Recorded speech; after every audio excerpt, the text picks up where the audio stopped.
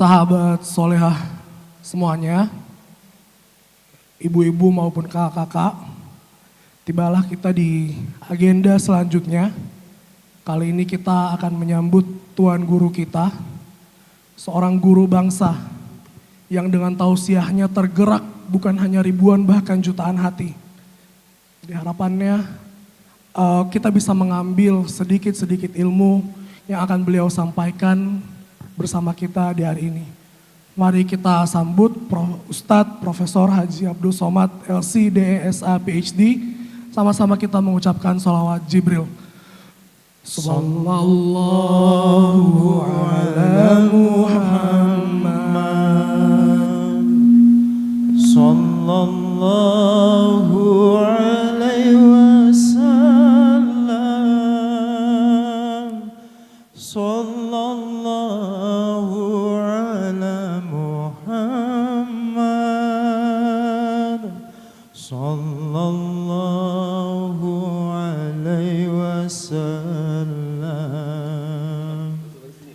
Sallallahu ala Muhammad. Sallallahu alaihi wasallam. Sallallahu ala Muhammad. Sallallahu alaihi wasallam. Anta samsul, anta badrun, anta nuru fawqa nuri. Anta samsu, anta badrun, anta nuru fawqa nuri.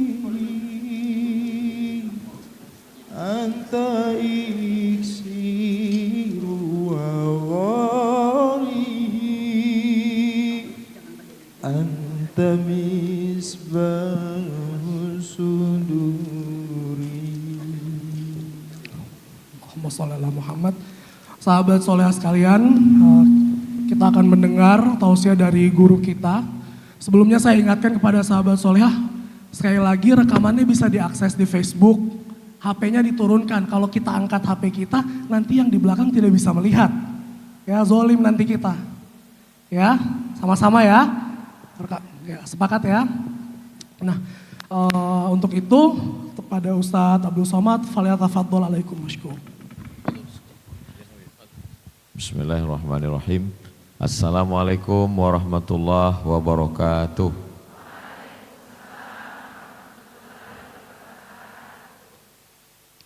Kalau Tuan pergi menyelam membawa kawan. Dari bunyi sambutan salam, sepertinya jamaah belum sarapan. Betul.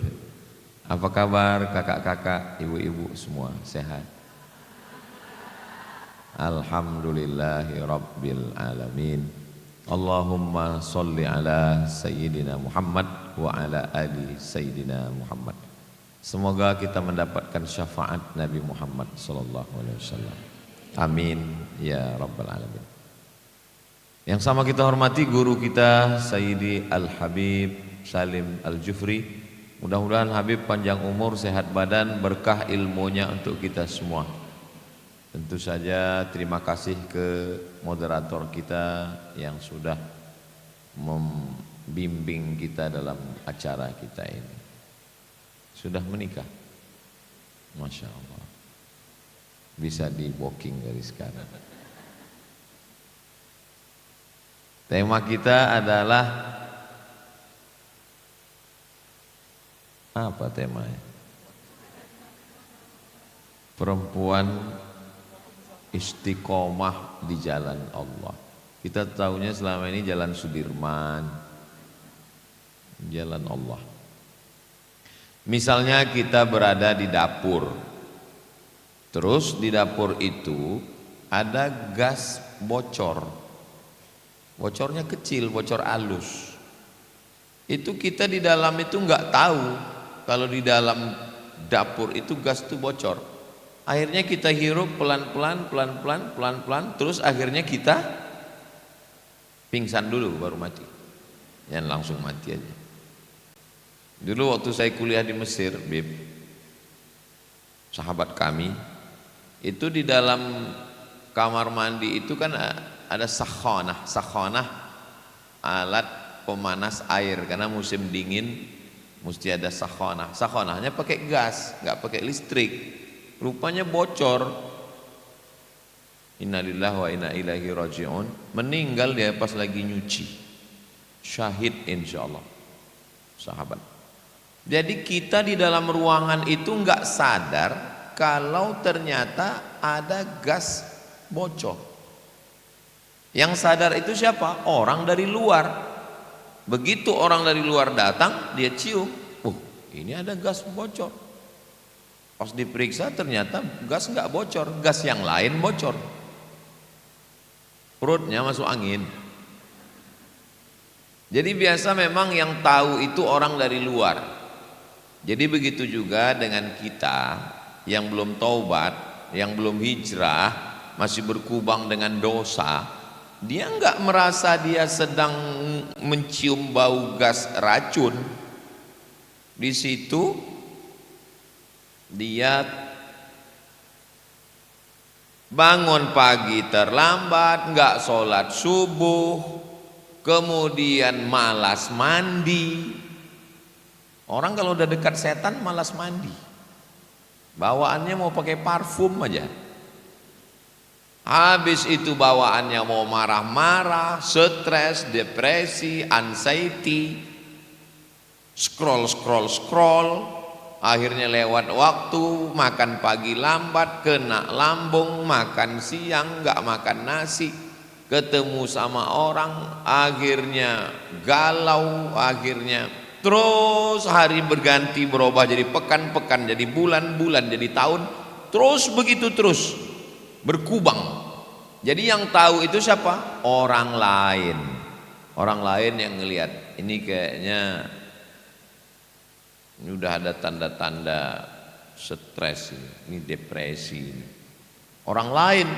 Jadi perlunya yang pertama, langkah pertama adalah menyadarkan diri. Yang menyadarkan diri itu siapa? Orang lain. Makanya kalau kita lihat teman kita, kawan kita yang sudah menghirup gas bocor berhari-hari, bertahun-tahun ini, segera kita sadarkan dia. Ini namanya menemukan titik balik. Lama hidup banyak dirasa, jauh berjalan banyak dilihat, lama jadi ustadz banyak yang curhat. Dulu Bapak gimana titik balik taubatnya Pak? Saya waktu itu Pak Ustadz mengiring jenazah. Pas lagi di pinggir pemakaman, di pinggir kubur, nggak tahu kayak ada yang dorong saya masuk ke dalam. Akhirnya saya megang jenazah, terasa dingin kaki saya Pak Ustadz sampai ke pinggang. Sejak itulah saya taubat. Oh, macam-macam cerita orang taubat. Makanya kalau ada orang yang belum taubat, bagus juga dipakai jurus ini.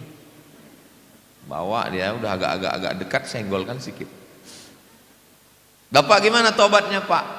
Saya nggak pernah sholat Pak Ustadz, mabuk terus, pakai narkoba, sampai akhirnya suatu sore saya ngelihat matahari mau tenggelam. Pas lagi saya nyantai-nyantai terdengar azan. Allahu Akbar, Allahu Akbar. Tiba-tiba nampak bayangan wajah ayah bapak saya Pak Ustadz. Terbayang dia waktu saya kecil dulu bawa saya ke musola pas lagi maghrib. Disitulah saya menemukan titik balik. Kalau Bapak gimana cara taubatnya?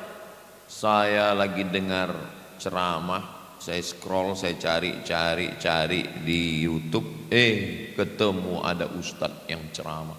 Dalam hati saya, ini pasti saya ini. Ya nggak taunya ustadz lain. Ya nggak apa-apa. Kebenaran kan nggak mesti datang dari lidah kita, bisa datang dari lidah orang lain. Yang penting dia ihdinas siratal mustaqim. Yang paling penting yang pertama adalah menemukan titik balik. Titik balik bisa datang dari kawan, bisa datang dari teman, bisa dari suami, bisa dari istri. Ustaz Somad, ayo kita ke rumah Pak Haji. Sampai ke rumah Pak Haji, celananya jeans, bajunya setan. Kan sudah sepaket itu. Gimana ceritanya Bapak taubat? Saya ini taubatnya Pak Ustadz. Ketika pas lagi pulang ke rumah mau tidur, istri saya ngomong 5 kata. Nanti kalau kamu mati gimana? Hanya 5 kata. Enggak ada dengar ceramah, enggak ada khutbah, enggak ada tausiah, tapi rupanya omongan istri yang dari hati itu sampainya ke hati. Itu kalau ngomongnya dari hati sampainya ke hati. Tapi kalau ngomongnya dari mulut itu cuma sampai mulut. Namanya LML, multi level marketing. MLM. Nanti kalau kamu mati gimana? Pas saya mau tidur terngiang terus Pak Ustadz. Nanti kalau kamu mati gimana? Sampai besok pagi. Nanti kalau kamu mati gimana? Sampai pas mau pergi. Nanti kalau kamu mati gimana? Itulah yang buat saya taubat Pak Ustadz. Jadi saya udah ketemu banyak orang. Titik baliknya itu macam-macam. Bapak gimana taubatnya Pak? Istri saya ini suka pengajian Pak Ustadz. Suatu malam dia minta jemput. Yang jemput aku ya. Ya aku lagi sibuk, ya udah naik taksi aja. Terus kalau aku dilarikan supir taksi, rupanya dia nggak sampai hati juga. Akhirnya saya jemput istri saya Pak Ustadz. Pas saya lagi jemput, lama betul keluarnya. Saya udah emosi. Di telepon nggak ngangkat, di WA nggak balas. Akhirnya saya keluar mobil, keluar dari parkir, saya masuk ke tempat ngajinya. Saya di barisan belakang dengar. Lama-lama enak juga ceramahnya. Akhirnya saya dengar. Besok saya antar istri saya, besok saya jemput dia. Lama-lama suaminya malah duduk di barisan paling depan. Jadi memang perlu titik balik. Bisa datang dari ayah, bisa dari ibu, bisa dari kawan, bisa dari sahabat, bisa dari diri sendiri. Yang pertama yang paling penting adalah menemukan titik balik. Mudah-mudahan kita semua sudah ketemu titik balik insyaallah. Amin ya rabbal alamin. Nah, setelah ketemu titik balik, sadar bahwa kita berada di ruang yang gasnya bocor, bahwa ini berbahaya, maka langkah yang kedua disebut dengan taubat. Ada yang menyebut hijrah Pak Ustadz. Sebetulnya sama aja. Taubat itu artinya kembali ke jalan Allah. Kalau hijrah artinya pindah. Banyak orang yang saya nggak mau nyalahkan. Mari kita hijrah. Terus mau pindah kemana? Mau pindah dari Gorontalo. Hijrah itu bukan berarti pindah tempat. Hijrah itu artinya man hajara ma nahallahu anhu, meninggalkan yang dilarang Allah. Hijrah dari enggak berhijab ke berhijab. Hijrah dari jilbab pasrah tapi tak rela ke jilbab yang lillahi ta'ala. Hijrah dari banyak kendala, Allah punya kendali. Itu udah keluar bukunya itu. Engkau punya kendala, Allah punya kendali. Penulis bukunya Habib Salim Al-Jufri. Jadi yang pertama temukan titik balik. Yang kedua setelah menemukan titik balik, jangan tunda-tunda, langsung taubat. Hijrah Pak Ustadz, langsung hijrah. Taubat Pak Ustadz, langsung taubat. Jangan kelahi gara-gara ini. Hijrah, taubat, hijrah, taubat. Dua-duanya enggak hijrah, enggak taubat. Nah, kalau sudah menemukan titik balik, segera hijrah, segera taubat. Langkah taubatnya gimana? Mandi taubat. Mandi taubatnya di mana? Ya, terserah, mau di kolam renang, mau di kamar. Apalagi kita di Gorontalo ini tempat mandi banyak sekali. Tadi saya melihat pagi tadi ngelihat Sherly. Sudah saya upload di Instagram. Yang belum follow tolong follow. Itu ternyata pantai, kenapa ikan besar bisa, rupanya palung. Itu kalau mau mandi tobat di situ bagus sekali. Itu bukan cuma dosanya hilang, orangnya hilang sekalian. Saya ngeliat ke bawah, wah nggak ada dasarnya. Itu bagus. Siapa yang mau mandi tobat masal, kita masukkan ke situ.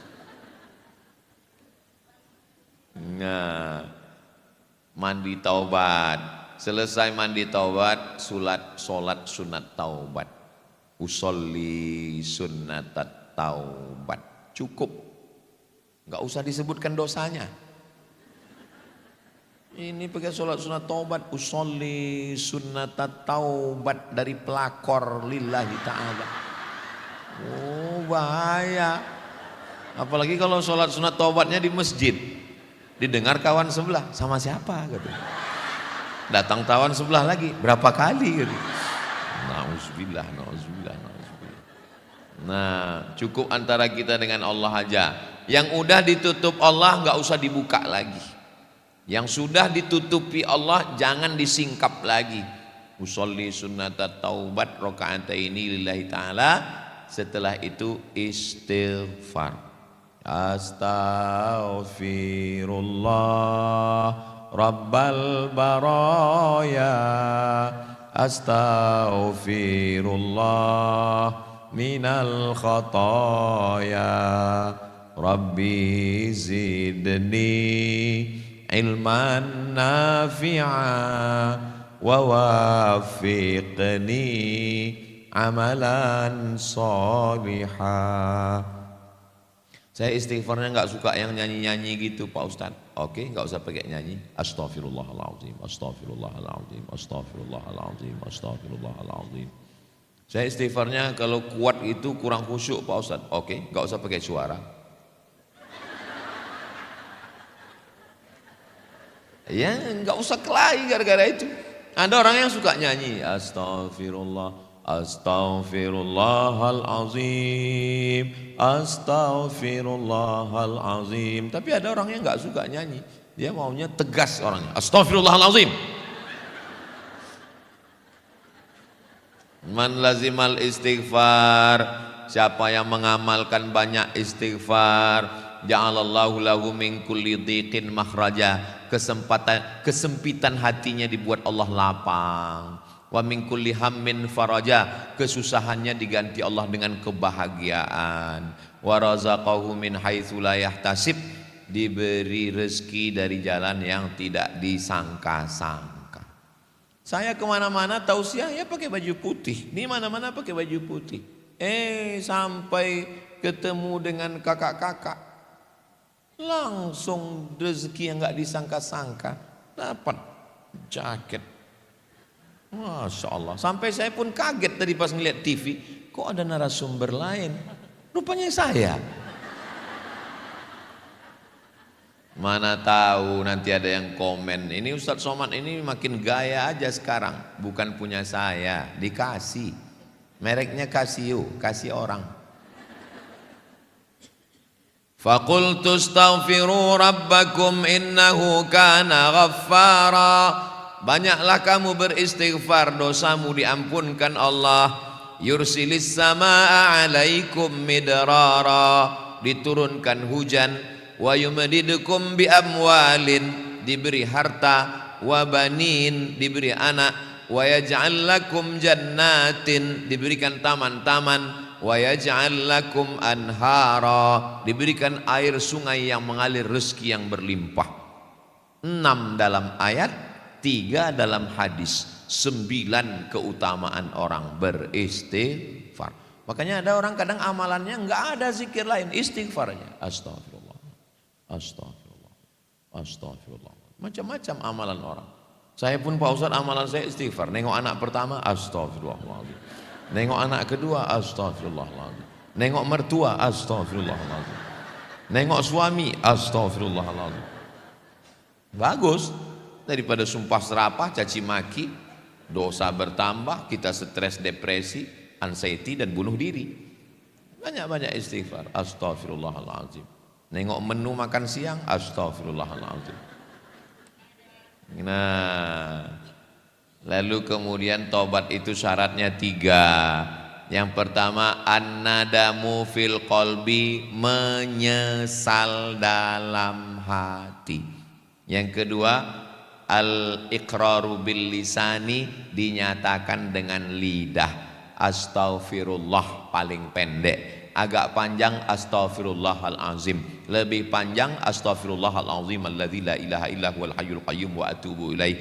Yang terpanjang Allahumma anta rabbi la ilaha illa anta khalaqtani wa ana abduka wa ana ala ahdika wa wa'dika mastata'tu a'udzubika min syarri ma sana'tu abu'u laka bi ni'matika alayya wa abu'u bi dzambi faghfirli fa innahu la yaghfiru dzunuba illa anta. Tapi kalau ngasih tahu orang yang mau hijrah, mau tobat, jangan kasih yang panjang ini. Ustaz, saya mau tobat. Allahumma anta rabbi la ilaha illa anta khalaqtani. Enggak jadilah Pak Ustaz. Yassiru, berikan kemudahan. Wala tu'assiru, jangan persulit orang. Basyiru, berikan kabar gembira. Wala tunaffiru, jangan buat orang lari dari jalan Allah. Jadi kalau ada orang mau tobat, ya kasih mudah. Saya mau tobat Pak Ustaz, apa istighfarnya? Astaghfirullah. Kok pendek kali Pak Ustaz? Loh, dikasih malah mau minta macam-macam. Allahumma anta rabbi la ilaha illa anta khalaqtani wa ana abduka wa ana. Panjang kali Pak Ustaz. Mati aja lah. Nah, nyesal dalam hati dinyatakan dengan lidah. Al-itmaru alla ya'uda ilaihi abadan, tekad kuat untuk tidak kembali kepada perbuatan dosa. Pertama, temukan titik balik. Yang kedua, bertaubat. Yang ketiga, saya sampai jam berapa Bang? Hah? Mau 100 menit lagi? Itu ada tanya jawabnya kan? Iya. Nanti kalau bahan saya habis saya berhenti ya. Lalu kita tanya jawab. Yang ketiga, putuskan hubungan dengan segala yang terkait dengan dosa. Kalau hubungannya dengan manusia, semua yang membuat kenangan dengan dia buang. Nomornya buang. Handphonenya hadiah dari dia buang. Hadiah-hadiah yang dia kasih dulu buang. Mubazir, serahkan ke anak yatim panti jompo, fakir miskin. Dia pernah kasih gelang cincin, jual. Duitnya kemana? Kasih ke saya. Nanti saya serahkan untuk pembangunan masjid, pondok pesantren dan lain sebagainya. Semua kenangan. Dulu Pak Ustadz saya buat tato nama dia di sini. Siapa nama dia? Johnny. Tambah Jonita. Semua yang ada kenangan dengan dia buang. Jangan sampai ada yang membuat bocoran-bocoran pikiran. Setelah dibuang semuanya yang menyebabkan pikiran kita terikat, terkenang, terbayang dan lain-lain sebagainya, barulah minta sama Allah. Berdoanya sama Allah bahasanya yang wajar-wajar aja. Ini kadang taubat, ya Allah, lumpuhkan pikiranku. Oh, betul-betul stroke baru tahu. Lumpuhkan. Apa ini? Dia doa yang biasa aja. Biasa aja. Ya Allah, ya muqallibal qulub, engkau yang membolak-balikkan hati, sabit qalbi, kokohkan hatiku, ala dinik, dalam agamamu, wa ala ta'atik, dalam ketaatan kepadamu. Rabbana la tuzigh qulubana, jangan palingkan hati kami. Ustadz, saya nggak bisa bahasa Arab. Nggak usah pakai bahasa Arab. Doa itu yang penting pakai bahasa Arab 4 aja. A'udzu billahi minasyaitonir rajim. Bismillahirrahmanirrahim. Alhamdulillahi rabbil alamin. Allahumma salli ala sayyidina Muhammad wa ala ali sayyidina Muhammad. Masa yang 4 itu nggak bisa? Nauzubillah, bismillah, alhamdulillah, sholawat. Habis itu ya pakai bahasa Indonesia. Ya Allah, lupakanlah aku. Lupakan aku. Lupakanlah dia. Hilangkan bayang-bayangnya. Hilangkan parfumnya. Hilangkan harum baunya. Hilangkan merek rokoknya. Minta kepada Allah Subhanahu wa taala. Berdoa itu jangan terlalu detail dan jangan terlalu umum. Ini ada orang yang doa terlalu detail. Saya mau jual tanah 25 meter kali 30, sebelah depan jalan raya, belakang kantor bupati. Harga masih nego. Berdoa juga jangan terlalu umum. Ini ada orang doa terlalu umum. Ya Tuhanku, sebenarnya banyak yang mau kumohonkan padamu, tapi rasanya tak perlu kusebutkan satu-satu, karena ku yakin kau tahu yang ku mau. Apa ini? Nah, jadi mintalah sama Allah, jaga hatiku. Aku mau tobat ya Allah, aku banyak dosa ya Allah, saya mau bersih ya Allah. Kenapa anjing tetap mengejar kita? Padahal kita sudah lempar pakai kayu, kita lempar pakai batu, anjingnya ikut terus. Karena tangan yang sebelah kanan ngelempar anjing, tangan yang sebelah kiri memegang daging busuk.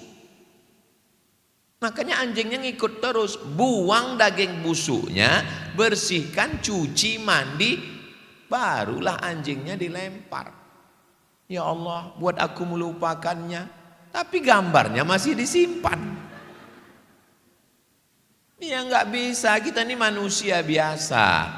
Maka setelah itu Allah yang akan menolong. Kita ini sebenarnya nggak punya apa-apa, nggak punya daya, nggak punya upaya. La haula wala quwata illa billahil aliyil azim.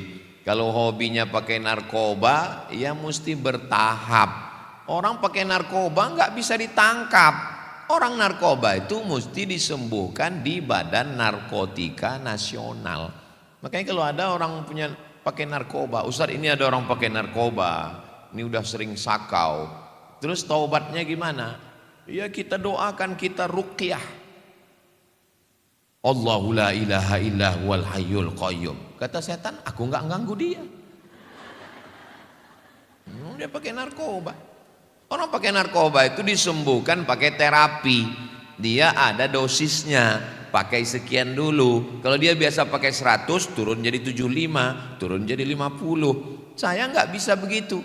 Misalnya ada orang kecanduan narkoba, datang ke saya, dosisnya 100. Terus, oh kamu nggak bisa langsung 1, kamu pakai 50 dulu. Ini saya kasih 50. Saya ketangkap juga. Karena saya nggak resmi, saya bukan lembaga penyembuhan. Nah itu, jadi kita mesti paham penyakitnya apa. Kalau penyakit dia ini narkoba, mesti ada lembaga Badan Narkotika Nasional. Kalau terkait dengan laki-laki, dengan orang, mesti diputuskan kontaknya, dikarantina pikirannya. Jangan lagi dia ketemu, jangan lagi dia jumpa. Nah, jadi kalau terkait diperiksa betul. Jangan hanya sekedar taubat selesai, ya balik lagi, kumat lagi, kambuh lagi. Menemukan titik balik, sudah. Taubat, sudah. Memutuskan kontak dengan semua yang terkait dengan dosa dan maksiat, sudah. Masuk langkah yang keempat. Langkah yang keempat adalah jangan sendirian, mesti berjamaah. Kita ini berjamaah. Saya nggak bisa sendirian. Sebelah kanan ada Habib, sebelah kiri ada siapa namanya dia? Alfian. Kalau Alf 1000, Alfian 2000. Saya nggak bisa sendiri, karena kalau saya sendiri, saya menghadapi emak-emak garis keras. Ras terkuat di dunia. Jadi kita nggak bisa sendiri. Nabi Muhammad SAW, Nabi, Rasul, kekasih Allah, dia nggak sendiri. Ada orang tua yang bijaksana, Abu Bakar Siddiq. Ada anak muda yang bertenaga, Umar bin Khattab. Ada anak muda yang cerdas, Sayyidina Ali bin Abi Thalib. Ada anak muda yang kaya raya, Utsman bin Affan. Ada perempuan yang kaya raya, Khadijah. Ada perempuan yang cerdas, Aisyah. Ada perempuan yang membawakan makanan ke atas Jabal Sur, Asma binti Abi Bakar. Ada orang yang pemuda cerdas menerjemahkan bahasa-bahasa orang Yahudi, Zaid bin Thabit. Ada panglima perang, Khalid bin Walid. Ada juru politik yang luar biasa, Amr bin As. Nggak bisa sendirian. Nabi Musa alaihissalam dengan tongkatnya dia pukulkan Laut Merah terbelah, dia nggak sendiri. Rabbi syrahli sadri wa yassirli amri wahlul 'uqdatam min lisani yafqahu qawli waj'al li waziran min ahli. Beri aku seorang penolong, sahabat, saudara. Siapa? Haruna akhi. Nabi Musa bersama dengan Nabi Harun. Nggak bisa sendirian. Orang yang sendirian itu one man show. Nggak bisa.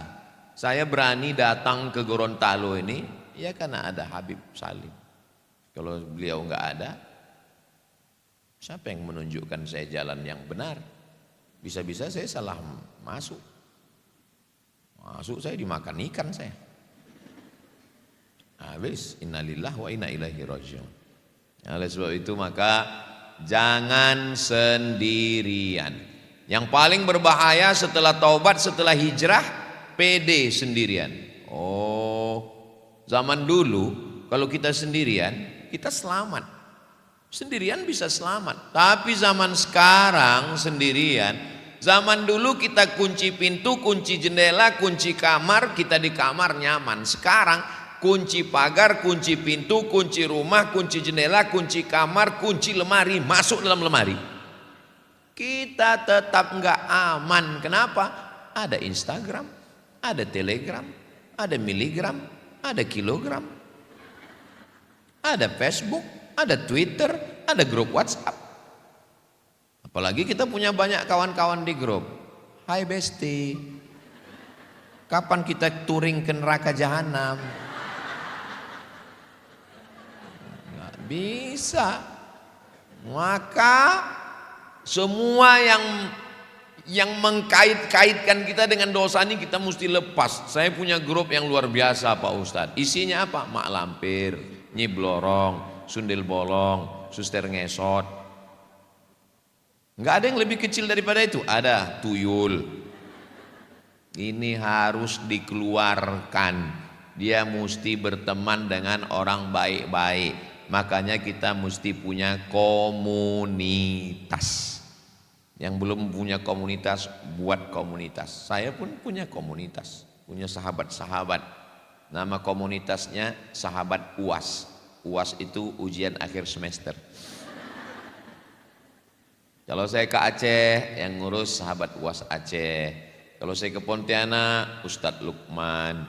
Kalau saya ke Kepulauan Riau ada Ustadz Henry. Kalau saya ke Surabaya ada Habib Muhammad bin Anis bin Syihab.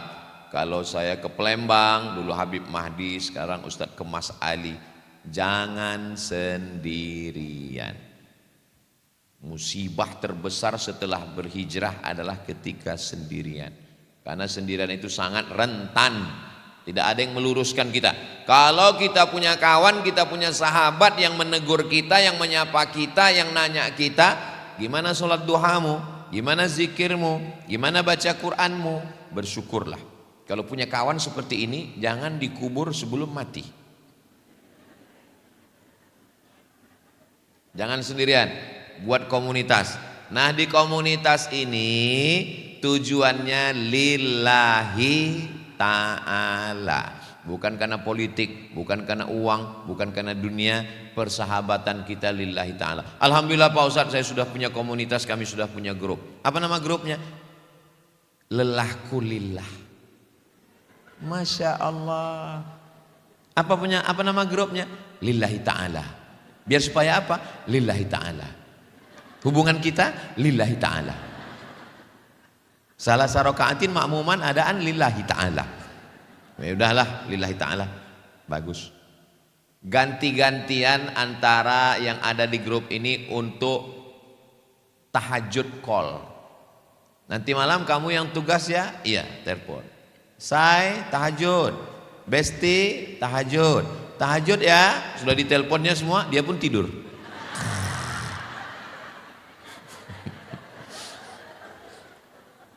Say hello. Apa kabar iman kamu hari ini?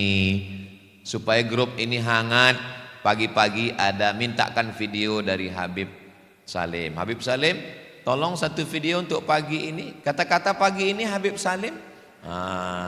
Habib Salim pun mengeluarkan pantun. Kalau Tuhan pergi ke Mekah, jangan lupa singgah ke Madinah. Kalau saya melihat ini wajah, semuanya punya masalah. Lalu nanti dimintakan, walaupun kami jauh di Riau, yang ngirimkan video nggak apa-apa. Ustaz Somad, tolong kasih kata-kata pagi ini Ustaz. Kata-kata pagi ini, berapa kata? Satu kata, payah. Satu kata.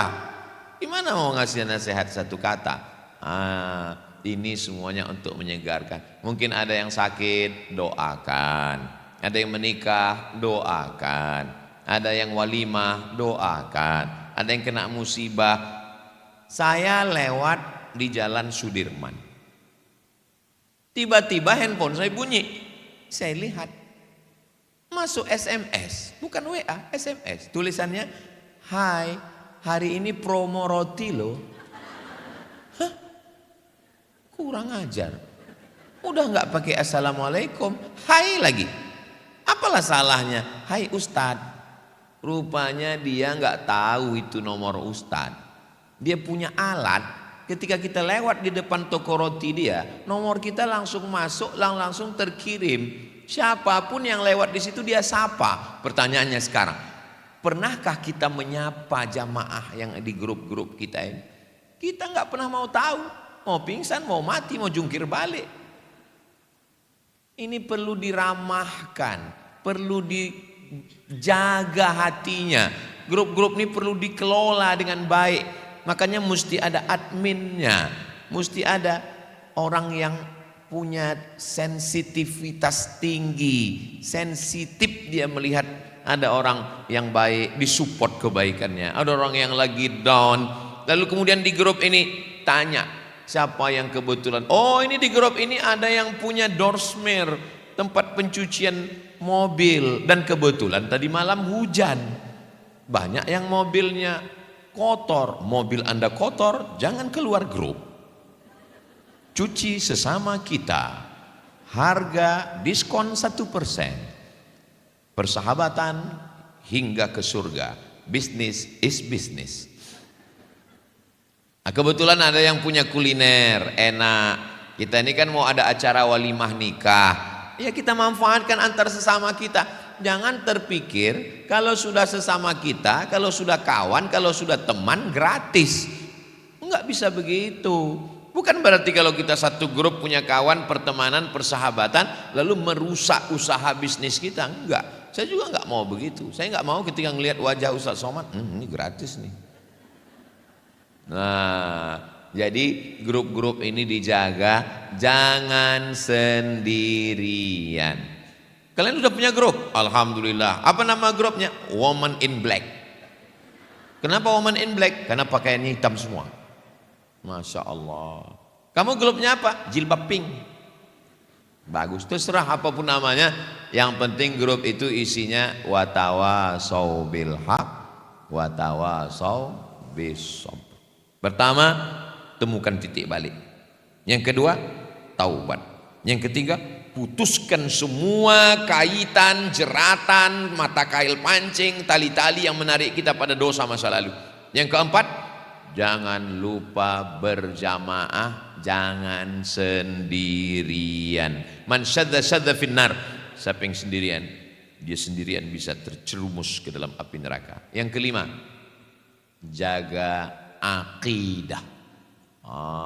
Ini sehebat apapun kita kalau akidahnya tidak benar, akidah yang kita sembah ini siapa? Allah. Adakah Tuhan selain Dia? La ilaha illa huwa. Apakah Dia hidup? Al-Hayyu. Apakah Dia mengatur hidup saya? Al-Qayyum. Dia mengatur hidup saya. Cacing yang ada di bawah bunga, di dalam tanah, nggak punya mata, nggak punya telinga, nggak punya tangan, nggak punya kaki, Allah ngasih makannya. Cicak yang merangkak di dinding, makanannya malah terbang helikopter. Makannya tidak pakai tangan, pakai lidah. Cicak makan nyamuk. Namanya hap. Hap. Lalu ditangkap. Ikan yang sebesar itu, saya tadi lagi di atas sampan cahaya kaca itu, saya ukur bisa 3 orang masuk ke mulutnya. Makanannya cuman anak udang. Di luar Nurul. Lama saya tanya, Pak, Bapak kasih makan dia apa? Udang kecil Pak Ustadz. Kenapa dia nggak makan ikan besar itu? Ya nggak tahu. Saya pun lupa nanya. Karena saking groginya. Mulut dia gini terus. Saya mau perhatikan di mana matanya. Subhanallah, Masya Allah, Tabarakallah. Seandainya mata dia di samping, gimana dia mau lihat udang kecil itu? Rupanya matanya di depan bibirnya. Saya tengok matanya. Allahu Akbar. Saya duga pertama matanya di samping. Coba kalau mata dia di samping dikasih ikan udang kecil, gimana dia mau lihat? Rupanya matanya di bibir kanan kiri. Allahu Akbar. Rabbana ma khalaqta hadza batila. Tidaklah yang kau ciptakan ini sia-sia. Jadi makanan dia sekecil itu Pak. Iya. Kenapa badannya bisa sebesar ini? Makanya jangan heran kalau ada orang, padahal aku nggak makan berat loh. Aku cuman ngemil aja.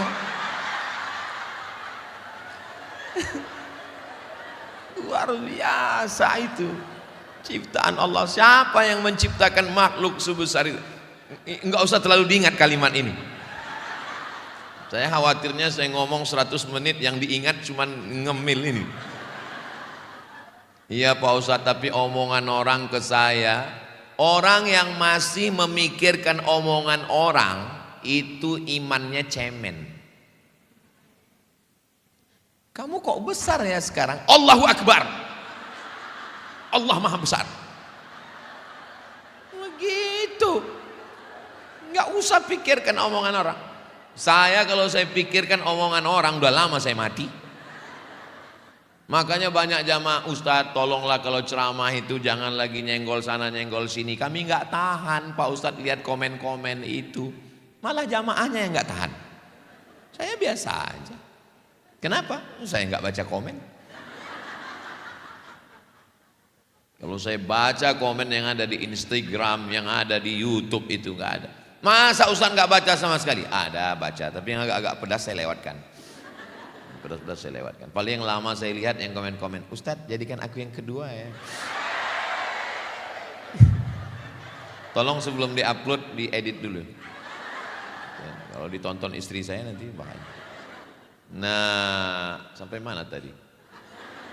Bahwa yang kelima adalah kita tauhidnya mesti kuat. Al-Qayyum, Allah mengatur hidup saya. Mas, kakak, iya. Ini ikan ini asalnya dari mana? Dia memang asli orang Gorontalo? Bukan Ustaz.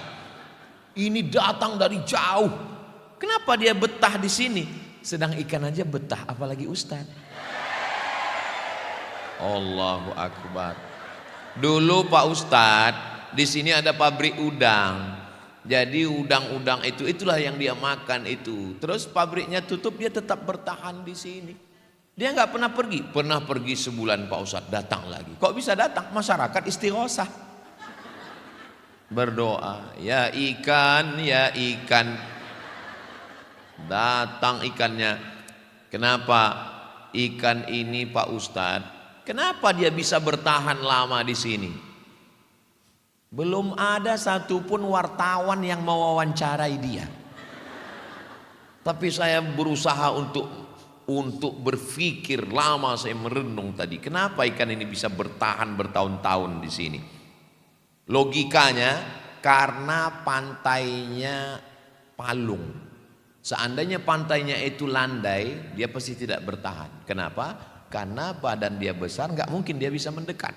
Tapi karena dalam itu maka dia bisa. Yang kedua, kenapa dia bisa bertahan? Karena orang terus kasih dia makan. Dan yang mengasihi itu dengan perasaan. Saya lihat mereka ngasih makan pelan-pelan. Coba kita makan. Pasti dia sakit hati dan tersinggung. Masya Allah. Apalah yang Ustadz pahami dari itu? Al-Qayyum. Allah sudah mengatur hidup kita. Apakah Allah lelah? Apakah Allah mengantuk? La ta'khudhuhu sinatun wa la naum. Allah itu kaya, Allah itu berkuasa. Lahu ma fis samawati wa ma fil ard. Siapa yang bisa menolong kalau aku dalam kesusahan? Man dzalladzi yashfa'u 'indahu illa bi'idnih. Apakah Allah tahu apa yang berbisik dalam hatiku? Apakah Allah tahu apa yang terlintas dalam fikiranku? Ya'lamu ma baina aydihim wa ma khalfahum wa la yuhituna bi syai'in min 'ilmihi illa bima syaa'. Sehebat apa kekuasaan Allah? Wasi'a kursiyyuhus samawati wal ard. Sulitkah bagi Allah untuk menjaga aku, menjaga keluarga aku, menjaga dunia, menjaga alam semesta? Wala ya'uduhu hifzuhuma wa huwal aliyyul azim. Itu kenapa kalau ayat kursi itu dibaca, setan lari lintang pukang tunggang langgang. Kenapa? Karena ayat kursi menanamkan tauhid. Tapi ayat kursi bukan bim salabim abrakadabra. Ini kadang orang takut hantu baca ayat kursi. Allah. Macam dapat goreng tempe mendoan panas. Apa? Nah, tahu. Kata setan, kau baca doa apa kumur-kumur katanya. Coba kalau kita baca serius. Allahu la ilaha illa huwal hayyul qayyum. La ta'khudhuhu sinatun wa la naum. Lahu ma fis samawati wa ma fil ard. Masalahnya, kita membaca ayat kursi, tapi perbuatan kita tidak mencerminkan orang bertauhid. Kalau bahasa kampung kami, ini bukan masalah senjatanya, bukan gunnya, tapi man behind the gun. Orang yang punya senjata ini, kenapa dia takut? Ya karena orang yang membacanya itu bertauhid, meyakini keyakinan yang kuat atas segala kuasa Allah Subhanahu wa taala. Yang mendatangkan mudarat Allah, yang menyingkapkan mudarat Allah, yang mendatangkan manfaat Allah, yang menuliskan bahwa kita bertemu hari ini adalah Allah. Mesti dikuatkan dalam hati itu Allah. Tapi bukan berarti kalau sudah Allah lalu kita tidak ada ikhtiar. Saya nggak mau juga kakak-kakak, ibu-ibu, adik-adik nanti setelah ngaji ini semuanya Allah. Besok pagi pas ditanya, kok nggak masuk kantor? Allah. Kita ada usaha dan ikhtiar, tapi semuanya kita serahkan kepada Allah. Mandi, bersih, pakai baju, usaha, bisnis, kebun, tani, ke laut, kelapa sawit, bisnis, usaha, bisnis woman, wanita karir. Tapi jangan lupa, bismillahi tawakkaltu 'alallah, la haula wala quwata illa billah. Masalah hidup ini masalahnya tauhid, usaha imannya kepada Allah. Besok datang ya ke rumah saya mau kasih pinjaman lunak ini tanpa bunga yang berat-berat. Siap. Besok datangnya jam 7 lah, jam 6.30 sudah duduk. Tapi kalau Allah yang nyuruh datang, hayya 'alas shalah,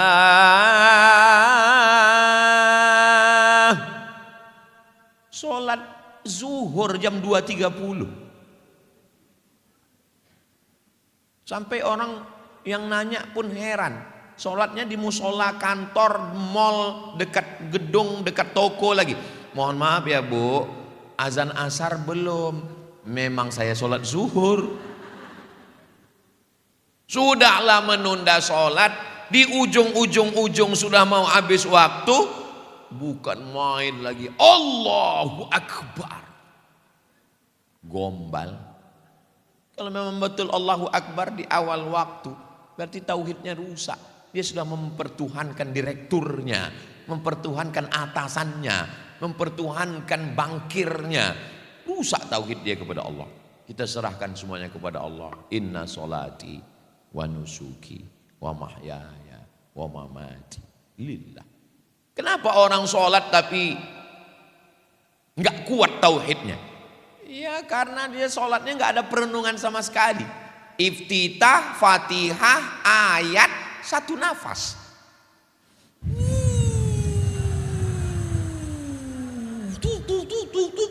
Selesai. Ustaz, ya. Kalau ada orang yang sholat cepat sekali, iftitah, Fatihah satu ayat, itu mazhab apa Pak Ustaz? Bukan mazhab Hanafi, bukan mazhab Maliki, bukan mazhab Syafi'i, bukan mazhab Hambali. Terus mazhab apa? Mazhab Valentino Rossi. Apa yang mau dikejar? Kalau mau ngobrol dengan Allah, sholatlah. Kalau mau Allah yang ngobrol dengan kamu, bacalah Quran. Kalau kita lagi sholat, kita sedang ngobrol sama Allah.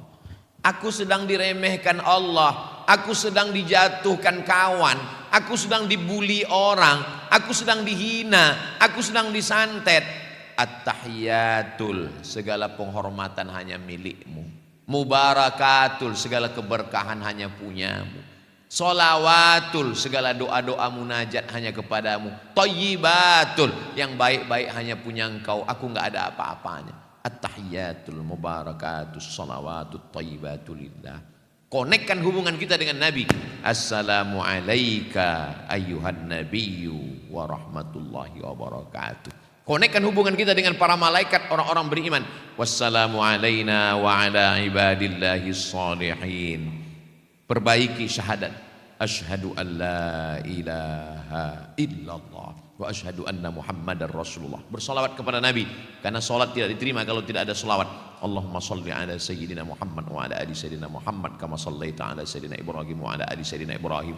Allahumma barik ala sayyidina Muhammad wa ala ali sayyidina Muhammad kama barakta ala sayyidina Ibrahim wa ala ali sayyidina Ibrahim fil alamin innaka Hamidum Majid. Malam begitu sunyi, duduk makan sayur kubis. Kalau mik sudah bunyi-bunyi, tanda waktu sudah mau habis. Sebetulnya udah cukup kalau hanya fil alamina innaka Hamidum Majid. Tapi masa makan cuman mau sama kecap telur ayam, mesti ada ikan naiknya. Ikan nike. Mesti ada sambalnya yang luar biasa, meledak di mulut. Lalu kemudian setelah itu baca doa tambahan. Allahumma ighfir li ma qaddamtu wa ma akhartu wa ma asrartu wa ma a'lantu wa ma asraftu wa ma anta a'lamu bihi minni antal muqaddimu wa antal muakhiru la ilaha illa anta subhanaka inni kuntu minadh dhalimin. Doa supaya selamat dari 4. Allahumma inni a'udzubika min adzabi jahannam wa min adzabil qabri wa min fitnatil mahya wal mamat wa min syarri fitnatil masiihid dajjal. Doa supaya dijaga hati. Allahumma a'inni ala dzikrika wa syukrika wa husni ibadatik. Jadi tauhid kita kuat kepada Allah Subhanahu wa taala. Mudah-mudahan doakan juga supaya ngomong ini juga tauhidnya kuat. Yang keenam. Kenapa Ustaz Somad dari tadi ngelihat ke sana terus? Waktunya di situ tuh 7. Kalau yang ini gambar, kalau yang itu waktu. Ini saya kasih bocoran dikit. Yang keenam, jangan hanya ngomong tauhid. Puncak adalah dari tauhid itu. Mana buktinya tauhid? Sama seperti bapak ngomong sama ibu. Kaulah bulan, kaulah bintang. Siang dan malam terbayang-bayang, makan tak kenyang, tidur tak lelap. Pas ngasih uang belanja 10.000. Buktinya mana? Cinta itu di dalam hati, betul, tapi diungkapkan dalam bentuk yang nyata. Tauhid itu dalam hati, iman itu dalam hati, tapi bukti nyatanya mana? Maka yang keenam, bukti nyatanya adalah ibadah. Ibadah itu tiangnya apa? As-sholatu imaduddin, sholat. Dindingnya apa? Dindingnya adalah as-siyamu junnah, puasa sunat. Bagus ibu puasa sunat, tapi niatnya puasa aja. Ini sekarang banyak orang puasa nawaitu shoma ghadin lil diet lillahi ta'ala. Dia puasa aja.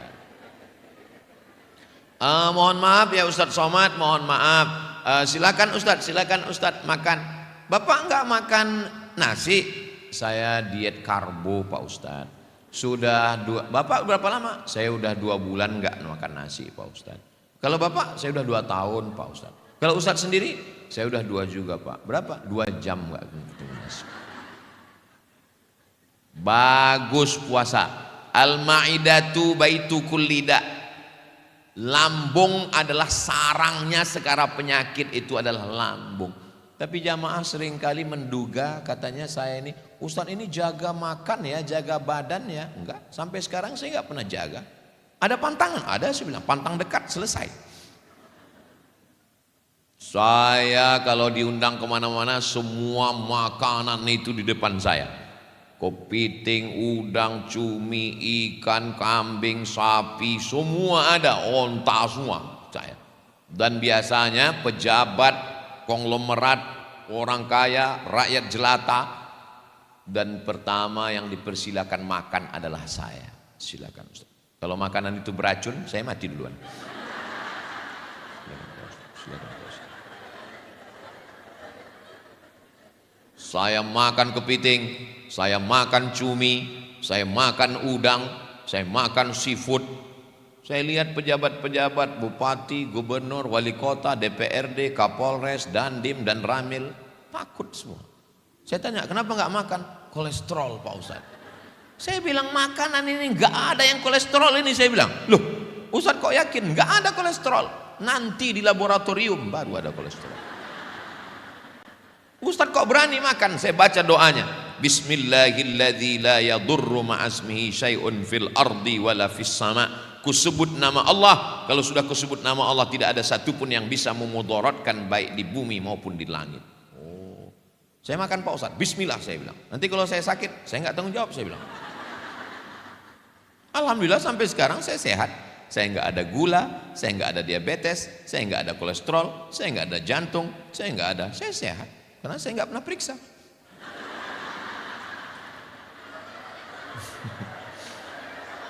Saya masih ke dokter, masih ke rumah sakit. Saya masih ceramah di IDI, Ikatan Dokter Indonesia. Kawan-kawan saya masih banyak dokter. Saya dikasih pemeriksaan gratis di Rumah Sakit Gatot Subroto. Saya dikasih pemeriksaan gratis medical check up di Rumah Sakit Yarsi, Yayasan Rumah Sakit Islam Indonesia. Kasih semua, tapi belum pernah saya pakai. Enggak boleh, enggak ada usaha dan ikhtiar. Jadi kita banyak ibadah. Puasa sunat bagus. Kenapa bagus puasa sunat? Karena kita takut ngomong macam-macam. Kabarnya anak si anu, suami si anu, istri si anu. Ingat kata Habib, jangan sampai pahala puasa kita hilang. Terus gimana? Habis maghrib kita ngomong. Catat poin-poinnya ya, jangan sampai lupa. Begitu selesai Allahumma laka sumtu. Iya, apa tadi yang mau kita bahas? Iya. Jadi puasa itu bagus. Ternyata saya pergi ke rumah jamaah, dikasih kertas. Coba Ustadz baca. Saya baca fasting terapi. Terapi fasting. Fasting puasa. Minimal kata dia, ini yang buat orang Amerika, orang Barat. Minimal 1 bulan nggak makan nasi 8 hari kata dia.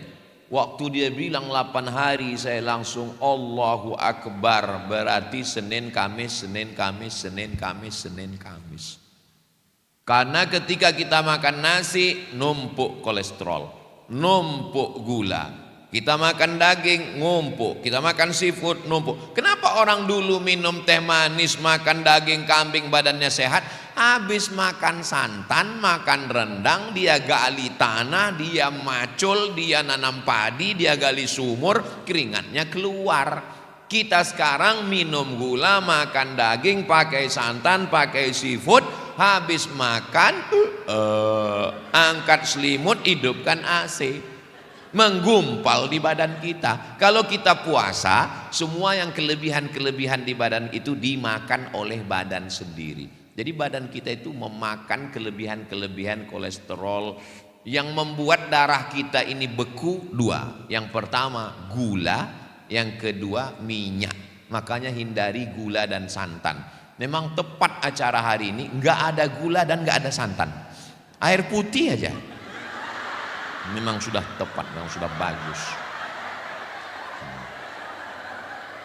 Memang yang buat acara ini memang orang-orang sehat semua. Jangan kasih Habib Ustadz kasih banyak gula. Bayangkan Habib kajian subuh gula, duha gula, zuhur gula, asar gula, maghrib gula, isya gula, tahajud gula. 7 sendok habis 1 toples untuk Ustadz. Kalau sayang sama Ustadz kasih air putih seperti di Gorontalo. Bagus ini yang begini. Ini leher nih habis ngobrol nih kan panas nih. Leher yang panas dikasih air gula, akhirnya pita suara rusak. Makanya kalau sayang sama guru sama ustadz kasih air putih. Ini kelihatannya kami susah membedakan ustadz sedang nyindir atau sedang muji nih.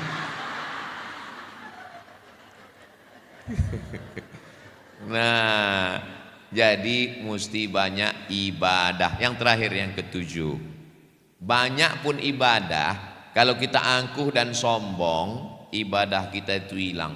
La tubtilu sadaqatikum bil manni wal adza. Jangan kau batalkan sedekahmu, amal solehmu hanya karena bil manni, mengungkit-ungkit, mengungkap-ungkap. Nyantuni anak yatim, rajin memberikan santunan anak yatim oleh komunitas ibu-ibu pencinta anak yatim. Oh, siapa yang mengusap kepala anak yatim mendapatkan pahala sebanyak rambut anak yatim. Setiap anak yatim usap, yang gundul nggak diusap.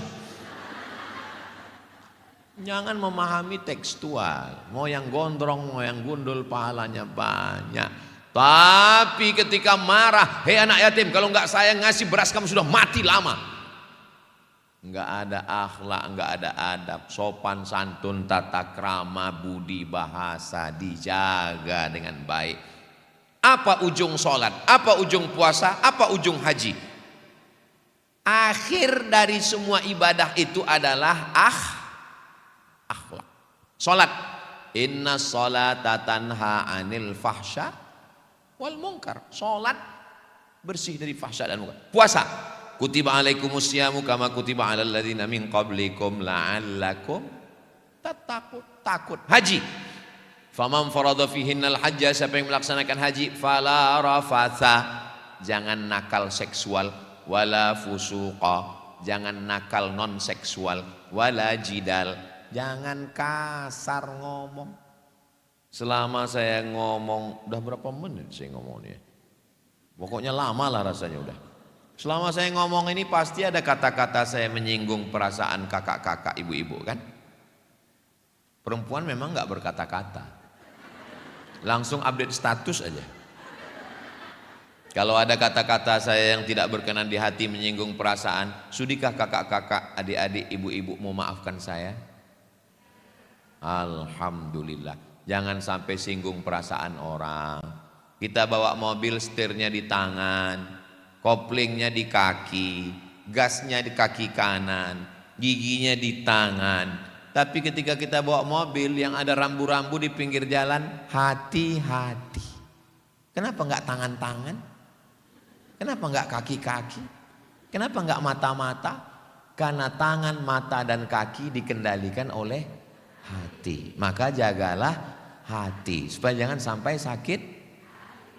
Masya Allah. Tapi kalau dilihat dari tatapan mata dan senyumnya yang lepas, ini kelihatannya nggak ada yang sakit hati. Ada sih beberapa. Kunci dengar ngaji sama ustadz sama habib satu aja, jangan tersinggung. Ada beberapa jamaah tersinggung pulang meninggal.